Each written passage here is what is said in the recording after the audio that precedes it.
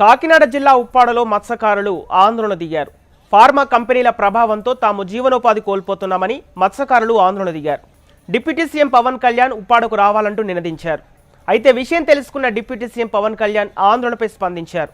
అత్యవసరంగా పరిష్కరించాల్సిన అంశాలను గుర్తించామని, అందులో భాగంగానే సమస్య పరిష్కారానికి ఉన్నతాధికారులతో మత్స్యకార ప్రతినిధులతో కమిటీ ఏర్పాటు చేసి సమస్య పరిష్కారానికి కృషి చేస్తామని హామీ ఇచ్చారు.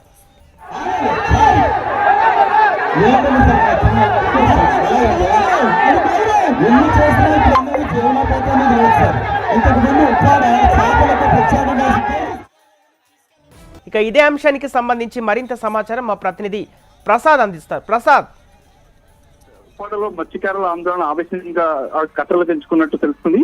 గత కొన్ని రోజుల నుంచి వాళ్ళ చేస్తున్న ఆందోళన మరి ఈ రోజు మరింత ఉధృతం చేసి పవన్ కళ్యాణ్ స్పందించాలంటూ కూడా మత్స్యకారులు ఆందోళన చేశారు. మరీ ముఖ్యంగా అంటే ఉప్పాడ ప్రాంతంలో మత్స్యకారుల కుటుంబాలు ఎక్కువ ఉంటాయి. వీళ్ళ సముద్రం ఆనుకుని ఉండే ప్రాంతాలు కాబట్టి ఇదంతా వేట వీళ్ళ జీవనోపాధిగా వేట కొనసాగిస్తుంటారు. అయితే ఇటీవల కారణంతో కాలుష్యం అధికంగా అవ్వడంతో చుట్టుపక్కల ఉన్న పొల్యూషన్ సముద్రంలోకి వ్యర్థాలు వదలడంతో చేపలు చనిపోవడంతో వీళ్ళ జీవనోపాధి దెబ్బతింటుంది.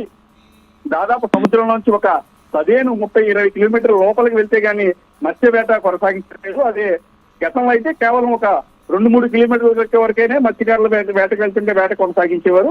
అప్పుడు ఈ కాలుష్యం అధికంగా ఉండడం వల్ల బాగా దూరంగా వెళ్ళవలసి వస్తుంది. దీనికి వ్యయ ఖర్చులు కూడా అధికంగా అవుతున్నాయి. దానికి తోడు ఈ వ్యర్థాల వల్ల కూడా చేపలు, పట్టిన చేపలు కూడా చనిపోతున్నాయని కూడా అయితే ఆందోళన చెందుతున్నారు.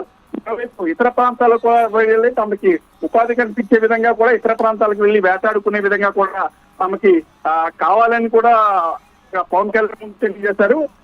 దాని తోడు స్పందించిన పవన్ కళ్యాణ్ వెంటనే కాకినాడ జిల్లా కలెక్టర్ సంగమం విశాలిని ఆందోళన చేస్తున్న ప్రదేశం దగ్గరికి పంపించి సమస్యను పరిష్కరించే విధంగా ఆదేశించారు. కొద్దిసేపటి క్రితమే